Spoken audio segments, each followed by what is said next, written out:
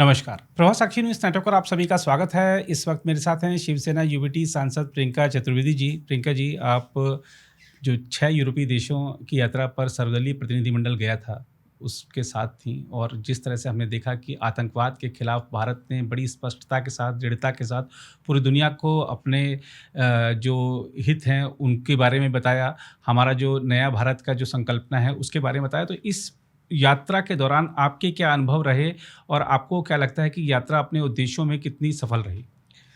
मैं second group में रविशंकर प्रसाद जी के नेतृत्व में हमारा जो डेलीगेशन गया था वो वेस्टर्न यूरोप गया था जी। और जिसमें 6 देश थे। शुरुआत हमने फ्रांस से की थी। फ्रॉम जी। There we went to Italy, Denmark, UK, Germany और ब्रसल्स, बेल्जियम। जी। हम 6 देशों में गए और 6 देशों में एक ही उपदेश था, कि मैसेज था कि जिस तरीके से पाकिस्तान एक आतंकिस्तान बन चुका है और वहीं से सारी जो संरक्षण होता है आतंकवादियों का, जिसकी ट्रेनिंग होती है, वेपनाइजेशन होता है, सब वहीं से होता है। ये जो आप आजकल यूरोप में इतना ज़्यादा सबसे बड़ा जो प्रॉब्लम है वो एक्सट्रीमिज़म का है। जी। वो भी पनप जो रहा है वो पाकिस्तान से ही पनप रहा जी। है। कोई नहीं भूला है कि ओसामा बिन लादेन वहीं पाए गए थे। जब जी। एक तरफ वो यूएसए से कह रहे थे कि हम आपके साथ इस लड़ाई में शामिल हैं, जी। दूसरी तरफ उनका मोस्ट वांटेड टेररिस्ट उनके काबू में था। 52 से ज़्यादा टेररिस्ट यूनाइटेड नेशंस ने कहा है पाकिस्तान में रहते हैं। जी। जो टेरर कैंप्स ऑपरेशन सिंदूर के माध्यम से इन्हें अटैक किए थे वो यूनाइटेड नेशंस ने टेरर कैंप्स घोषित किए हैं जी। जो पाकिस्तान में बेस्ड हैं। तो हमारा यही मैसेज था कि हम तो सदियों, ये डेकेड से जूझ रहे हैं जब से ये पाकिस्तान बना है। जी। 1947 में हमें लगा था हमें इनसे छुटकारा मिल गया है, पर ये आए दिन हमारे यहाँ पे करते हैं, तो हम तो सशक्त हैं, हम ये लड़ाई लड़ लेंगे। जी। पर ये सीमित सिर्फ इंडिया में ही नहीं रहने वाला है। ये आतंक का इनका मॉडल पूरी दुनिया में जाएगा और जी। यूरोप को उस पर सतर्क रहना चाहिए जी। और सबको मिलकर इसके खिलाफ आवाज़ उठानी चाहिए। अकाउंटेबिलिटी तय होनी चाहिए। 25 बार IMF का लोन मिला है और जब जब लोन मिलता है वहाँ के गरीब और बढ़ते जाते हैं और ये लोग अमीर होते जाते हैं। तो जो आर्मी और टेररिस्ट का नेक्सस है जी। और जो पूरा कंट्रोल पाकिस्तान को किए हुए है उसको कॉल आउट करने की ज़रूरत है। यही हमारा मैसेज था। जी, आपने यूरोप का भी ज़िक्र किया और हाल में बहुत सारी ऐसी घटनाएँ देखने को मिल रही हैं वहाँ पर कट्टरपंथी विचारधारा वाली। तो जब आप लोगों ने ये समझाया तो उनको कुछ लगा कि उन घटनाओं से जोड़ पाए ये पाकिस्तानी आतंकवाद? बिल्कुल, बिल्कुल मैं कॉन्फिडेंस से कह सकती हूँ कि जी। जो भी हमारी डेलीगेशन की मीटिंग्स हुई with government officials, foreign minister of Germany, deputy foreign minister of Italy जी। और standing committee and defence committee के chairpersons, members of parliament, think tanks, media, वो सब हमारे साथ अग्रीमेंट में थे कि terrorism has to be called out. और पाकिस्तान खास करके जो डेमोक्रेसी का शैम करके ये लोग पूरा आर्मी मॉडल चला रही है, टेररिज्म मॉडल, उसको कॉल आउट करना ज़रूरी है। तो दे स्टूड इन सॉलिडारिटी, उनका पूरा समर्थन था हमारे देश के साथ। जी। और उनका जो अकाउंटेबिलिटी की हमने बात की है, अकाउंटेबिलिटी भी तय करने के लिए वो लोग कह रहे थे कि हाँ हमारे देश में भी ये दिक्कतें हैं और हमें सबको मिलकर इसका सामना करना चाहिए। And they also totally endorsed India's right to respond. जी। एक चीज़ और देखने को मिलती है कि चलिए हम इतनी 33 राजधानियों में गए हम, लेकिन मुझे लगता है कि शायद जिस तरीके से संयुक्त राष्ट्र को समझाने की ज़रूरत है कि तमाम जो वहाँ की महत्वपूर्ण समितियाँ और ख़ासतौर पर आतंक पर निगाह रखने की प्रतिबंध समितियों की उसकी अध्यक्षता, सह अध्यक्षता पाकिस्तान को मिल जाती है सिक्योरिटी काउंसिल। मैंने बाकायदा अपने भाषण में जो आखिरी भाषण था बर्लिन में, मैंने इसके बारे में जिक्र किया था कि इंडिया ने नहीं कहा कि टेररिस्ट वहाँ पे रहते हैं। इंडिया तो भुगत रही है, इंडिया जानती है वहाँ से शुरुआत होती है। 26/11 जो हुआ था मुंबई में आतंकी हमला हुआ था, जिसके चलते मेरा खुद राजनीति में प्रवेश हुआ, उसमें 160 से ज़्यादा लोग मरे थे। वो सिर्फ इंडियंस नहीं थे, अमेरिकन सिटीजन्स भी थे, इजरायली सिटीजन्स थे, यूरोपियन सिटीजन्स थे, ब्रिटिश थे। और हमने तब भी वो लड़ाई लड़ी। तहावुर राना को 18 साल बाद लड़ाई लड़कर, लीगल लड़ाई लड़कर उनको वापस लाए हैं। जिनकी ट्रेनिंग अजमल कसाब की वहाँ पे हुई मुरीद केक में और जो हमने डिस्ट्रॉय किया है, वो यूनाइटेड नेशंस ने घोषित किए ये टेरर कैंप्स। यूनाइटेड नेशंस कहता है कि 51 से ज़्यादा पाकिस्तान में आतंकवादी रहते हैं उनके एड्रेसेस के साथ। ओसामा बिन लादेन वहीं पे पाए गए हैं। एक पूरी डॉक्यूमेंट्री है नेटफ्लिक्स पे, अगर आप देखेंगे, मैं कहूँगी वो डॉक्यूमेंट्री सबको देखनी चाहिए कि कैसे पाकिस्तान हिपोक्रेट नेशन है, बोलता है पीसफुल नेशन है पर ये टेररिस्ट नेशन है। तो हमने कहा आप यूनाइटेड नेशन सिक्योरिटी काउंसिल के अंतर्गत तय किए गए टेरर कैंप्स अंतर्गत तय किए टेररिस्ट, और उसी जो 2 साल का उनको टेन्योर मिलता है UNSC में, टेम्पररी जो इनको मेंबर बने हैं, उस 2 साल में आप चेयरमैनशिप किसकी दे देते हैं उनको? Taliban sanctions committee. सब जानते हैं तालिबान को किसने पनाह दी, तालिबान को किसने बढ़ावा दिया, लेजिटिमाइज भी किसने किया, वो पाकिस्तान है। क्या इंडिया भूल सकता है IC 814 जो काठमांडू से निकला था, जिसमें लोग हमारे इंडियंस मारे गए थे और हाईजैक होकर कंधार गया था, किसने उनको समर्थन दिया था? पाकिस्तानी टेररिस्ट लेकर गए थे और समर्थन दिया था तालिबान ने, और वो सैंक्शंस लगाएंगे इन पर। दूसरा जो को चेयर कर रहे हैं एंटी टेररिज्म सैंक्शंस को लेकर और कमेटी को लेकर, यानी आप कह रहे हैं हफीज सईद, अगली तो आप कहेंगे हफीज सईद को नोबेल पीस प्राइज दे देना चाहिए, हफीज सईद को पीस और जस्टिस का प्रोफेसर बना देना चाहिए। आप उनको को चेयर बना रहे हैं जिनका पूरा आतंकिस्तान है।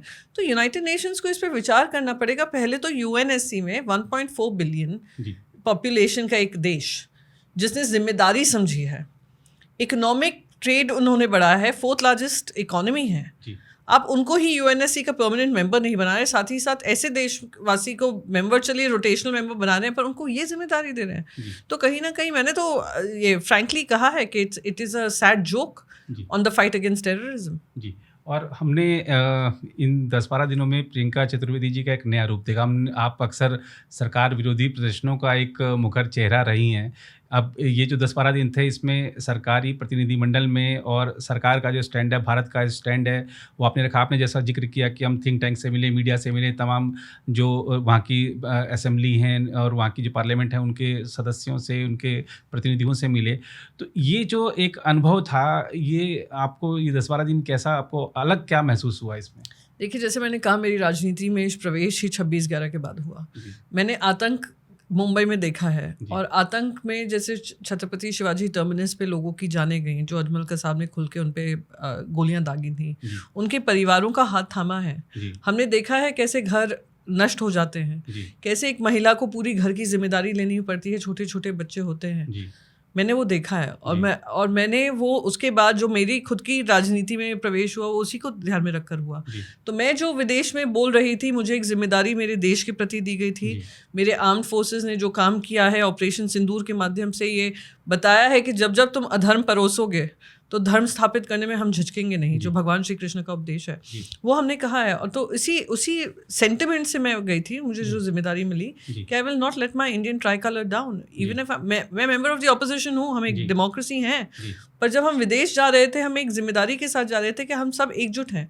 आपने जब ऑल पार्टी मीटिंग हुई थी पहलगाम टेरर अटैक के बाद, ऑपरेशन सिंदूर के बाद, हमारे पक्ष ने कहा था, सारे ही पक्षों ने, विपक्षी दलों ने कहा था कि हम सब सरकार के साथ खड़े हैं। तो उसी के अंतर्गत ये जो डेलीगेशन गया था, तो वही जिम्मेदारी निभाई है। लोगों को, देशवासियों को ये बात पसंद आई है और देशवासियों ने उसको वायरल भी किया है। मैं उन सबकी शुक्रगुजार हूँ। पर ये जो वायरल हुआ है, वो उसी सेंटिमेंट से आता है जो हर देशवासी फील कर रहा है। हमारे 1.4 बिलियन जो आबादी है, चाहे वो हिंदू हो, चाहे वो मुसलमान हो, चाहे वो पारसी हो, चाहे वो सिख हो, चाहे वो जैन हो, चाहे वो क्रिश्चियन हो, हम सब एकजुट हैं। तो शायद हो सकता है मेरी आवाज़ उनको पसंद आई और मैंने अपना जो काम मुझे मिला था, जिम्मेदारी मिली थी, वो निभा पाई। जी, प्रियंका जी, आप सब भी जब विदेश में थे, सारे अपने साथों प्रतिनिधिमंडल, तो लोगों की जो निगाह है विपक्ष के सांसदों पर ज़्यादा थी, और शायद जो उम्मीदें थी वो विपक्ष के सांसदों ने सबने पूरी की, ज़्यादातर उन्होंने ही पूरी करी। और ख़ासतौर पर जब ये देखने को मिलता है कि विपक्ष के जो सांसद थे, जब वो राष्ट्र हित की बात कर रहे थे, तो यहाँ पर उनके जो राजनीतिक दल हैं, उनको ऐसा लगा कि ये शायद लक्ष्मण रेखा लांघ रहे हैं। इसलिए सलमान खुर्शीद को कहना भी पड़ा कि देशभक्त होना आजकल थोड़ा सा मुश्किल हो गया। तो ये परिस्थिति कैसे देखते हैं कि राजनीतिक दल, आपने कहा कि हम सबने कहा हम सरकार के साथ हैं, लेकिन जब आपकी पार्टी का सांसद देश हित की बात कर रहा है, तो उसको वो लक्ष्मण रेखा कैसे लांघ सकते हैं? वो आई थिंक वो आपको कांग्रेस से पूछना पड़ेगा। मैं उस पक्ष से आती हूँ जिन्होंने, बाला साहेब ठाकरे, वन्य हिंदू हृदय सम्राट बाला साहेब ठाकरे जी ने कहा था, मुझे पाकिस्तान जब तक ये आतंक नहीं छोड़ेगा, तब तक उनसे ना बातचीत होनी चाहिए, ना उनके साथ ट्रेड होने चाहिए, ना इकोनॉमिक रिलेशंस होने चाहिए, ना पीपल टू पीपल कॉन्टैक्ट होना चाहिए, ना ट्रैक टू डिप्लोमेसी होनी चाहिए। हम तो वो पार्टी हैं जिन्होंने क्रिकेट पिच खोद दिया था, इंडिया और पाकिस्तान का क्रिकेट मैच ना हो। तो मेरी पार्टी तो बिल्कुल गर्व से कह रही थी कि हाँ, हम ये लड़ाई लड़ेंगे और पाकिस्तान को उजागर करेंगे। तो मैंने ऐसा कोई सीमा नहीं है जो लांघी होगी। सीमा के रहकर अपना विपक्ष की जिम्मेदारी समझकर देश का हित सामने रखकर जो हमारी पक्ष हमेशा विश्वास रखता है वो मैंने काम किया है, बाकी वो कांग्रेस जवाब दे मुझे। जी। और प्रतिनिधिमंडल के आपके जो नेता थे रविशंकर प्रसाद जी थे, तो जब ये जो प्रतिनिधिमंडल के नेता थे, क्या सभी सदस्यों को समान रूप से देखा गया, सभी को समान बोलने का मौका मिला सबको? बहुत रविशंकर प्रसाद जी एक सीनियर लीडर हैं, मंत्री रह चुके हैं और उन्होंने काफ़ी जिम्मेदारियां सरकार में भी निभाई है, विपक्ष के नाते भी निभाई है। तो उन्होंने सबका ध्यान ही नहीं रखा, साथ ही साथ ये भी ध्यान रखा कि सबको बोलने का मौका दिया जाए, सबको अपनी बात रखने का मौका दिया जाए और इस तरीके से कहा जाए जो देश का जो एक संदेश जाना था ऑपरेशन सिंदूर को लेकर वो भी करा जाए। तो उनके नेतृत्व में जो हमने वेस्टर्न यूरोप में मानती हूँ कि काफ़ी नैरेटिव जो पाकिस्तान कोशिश कर रहा था झूठ फैलाने की, उसको ख़त्म करने में हम कामयाब हो पाए। जी, विदेश मंत्री एस जयशंकर जी से भी मुलाकात हुई है, ऐसा माना जा रहा है प्रधानमंत्री जी भी मिलेंगे आप सबसे? नहीं, जयशंकर जी अभी खुद एक इंटरनेशनल दौरे पे गए हुए हैं, हमारे पीछे पीछे वो भी फिर अभी ब्रसल्स और फ्रांस और एक और जगह जा रहे हैं, तो और फिर वो G7 के लिए मुझे लगता है जाने वाले हैं, तो उसके बाद ही मुलाकात होगी, 20-22 के बाद ही मुलाकात होगी, पर डीब्रीफिंग होगी। और प्रधानमंत्री अगर बुलाएंगे तो हम ज़रूर अपना पक्ष रखने जाएंगे, मैं अपनी पार्टी का पक्ष रखने जाऊंगी, पर उन्होंने ये शुरुआत की, गवर्नमेंट ऑफ इंडिया ने सबको साथ में लेकर ये शुरुआत की और ये समझे कि विपक्ष की आवाज़ ज़्यादा बुलंद है और वो काम कर पाएंगे, वो जिम्मेदारी समझी। और मैं कहती हूँ जो हमें इतना एंटी नेशनल एंटी इंडिया बोलते हैं, एटलीस्ट उनके मुंह तो हम सब ने चुप करा दिया। जी, एक अंतिम सवाल आपसे है कि कांग्रेस के महासचिव जयराम, कांग्रेस का सवाल नहीं क्योंकि आप इंडिया गठबंधन में है, शिवसेना यूबीटी, तो इसलिए सवाल है क्योंकि उन्होंने कहा जयराम रमेश जी ने कि एक आकलन होना चाहिए स्वतंत्र रूप से कि इस पूरी एक्सरसाइज का क्या लाभ रहा। मैं आपकी पार्टी का स्टैंड नहीं पूछ रहा हूँ, लेकिन क्योंकि आप डेलीगेशन का हिस्सा थी, तो आपको क्या लगता है ये जो एक्सरसाइज हुई है इसका क्या निष्कर्ष रहा? आई थिंक जो उन्होंने कहा है, उनके भी कुछ सांसद वहाँ पर गए थे, पूर्व सांसद गए थे, पूर्व मंत्री जो कांग्रेस में रह चुके आनंद शर्मा जी हों, सलमान खुर्शीद जी हों, गए थे।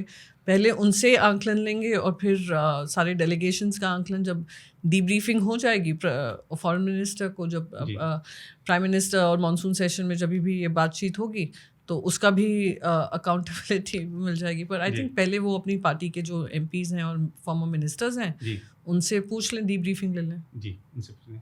धन्यवाद प्रियंका जी, तो बड़ी प्रखरता के साथ आपने बातें रखी और जिस तरह से हम सभी ने देखा कि विदेशों में आपके जो संबोधन थे उसके माध्यम से किस तरीके से भारत का पक्ष रखा गया दृढ़ता के साथ, और आगे भी अगर कोई हमला हुआ तो फिर उसका जवाब भारत उसी अंदाज में देगा जो भारत ने शुरुआत की है अपने नए संकल्प के साथ। फिलहाल इस रिपोर्ट में इतना ही, बाकी देश में नई खबरों के लिए बने रहें आप प्रभा साक्षी के साथ। अगर आप भी लेना चाहते हैं देश दुनिया की तमाम जानकारी तो आज ही सब्सक्राइब करें हमारे चैनल को, साथ ही नीचे दिए बेल आइकन को जरूर दबाएं ताकि हर अपडेट आप तक पहुंच सके।